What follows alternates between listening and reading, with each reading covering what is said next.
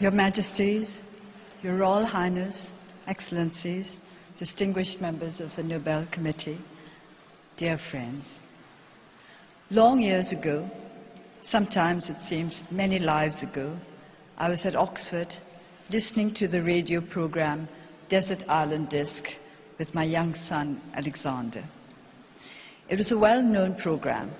For all I know, it still continues, on which famous people from all walks of life were invited to talk about the 8 discs, the one book beside the Bible and the complete works of Shakespeare, and the one luxury item they would wish to have with them were they to be marooned on a desert island. At the end of the program, which we had both enjoyed, Alexander asked me if I thought I might ever be invited to speak on desert island discs. Why not? I responded lightly. Since he knew that in general only celebrities took part in the program, he proceeded to ask me with genuine interest why I thought I might be invited.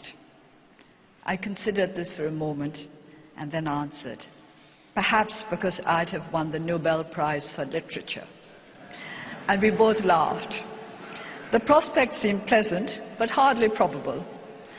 I cannot now remember why I gave that answer, perhaps because I had recently read a book by a Nobel laureate, or perhaps because the desert island celebrity of that day had been a famous writer. In 1989, when my late husband Michael Ayres came to see me during my first term of house arrest, he told me that a friend, John Finnis, had nominated me for the Nobel Peace Prize. This time I also laughed. For an instant Michael looked amazed. Then he realized why I was amused. The Nobel Peace Prize, a pleasant prospect, but quite improbable.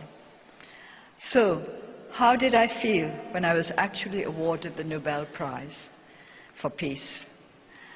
The question has been put to me many times, and this is surely the most appropriate occasion on which to examine what the Nobel Prize means to me and what peace means to me. As I have said repeatedly in many an interview, I heard the news that I had been awarded the Nobel Peace Prize on the radio one evening. It did not altogether come as a surprise, because I had been mentioned as one of the front-runners for the prize in a number of broadcasts during the previous week.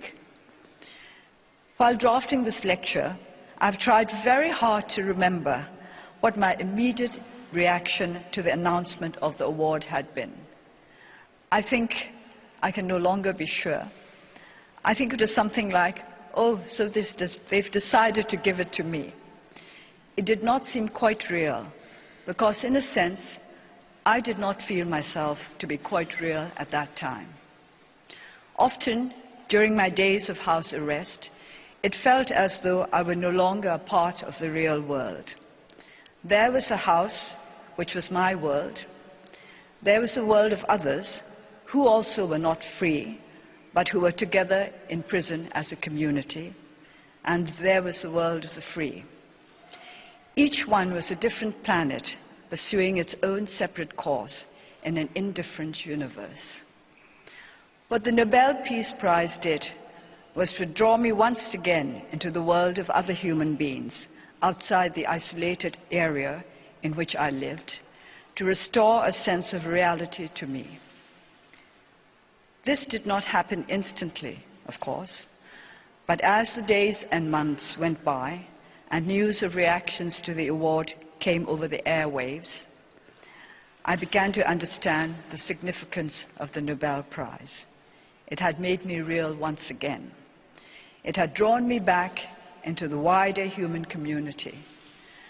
And what was more important, the Nobel Prize had drawn the attention of the world to the struggle for democracy and human rights in Burma.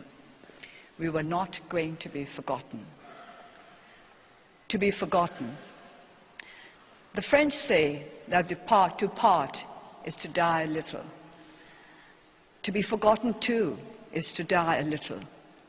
It is to lose some of the links that anchor us to the rest of humanity.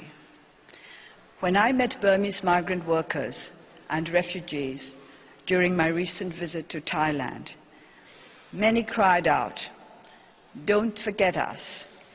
They meant, don't forget our plight, don't forget to do what you can to help us, don't forget we also belong to your world. When the Nobel Committee awarded the Peace Prize to me, they were recognizing that the oppressed and the isolated in Burma were also part of the world.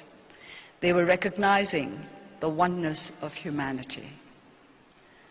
So for me, receiving the Nobel Peace Prize means, personally, extending my concern for democracy and human rights beyond national borders.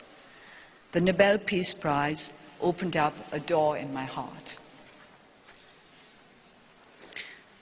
The Burmese concept of peace can be explained as the happiness arising from the cessation of factors that militate against the harmonious and the wholesome.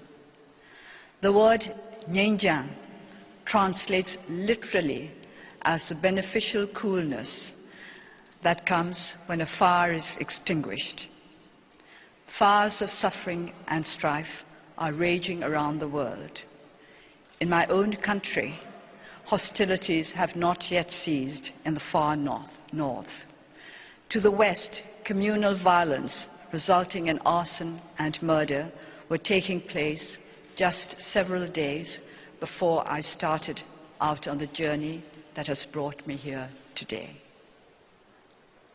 News of atrocities in other reaches of the earth abound.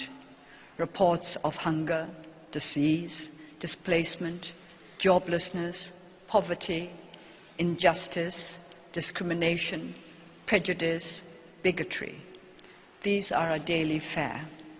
Everywhere there are negative forces eating away at the foundations of peace. Everywhere can be found thoughtless dissipation of material and human resources that are necessary for the conservation of harmony and happiness in our world. The First World War represented a terrifying waste of youth and potential, a cruel squandering of the positive forces of our planet. The poetry of that era has a special significance for me because I first read it at a time when I was the same age as many of those young men who had to face the prospect of withering before they had barely blossomed.